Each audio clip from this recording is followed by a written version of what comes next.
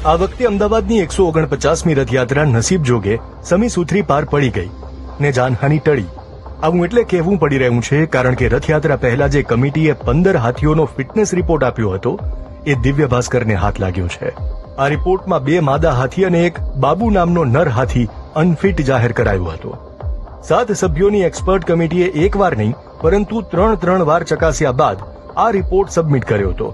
હાથીને આટલી મોટી જનમેદની વચ્ચે લઈ જવાની જવાબદારી કોણે લીધી અને શા માટે, એ જાણવા અમે જવાબદાર વ્યક્તિઓને સવાલો કર્યા.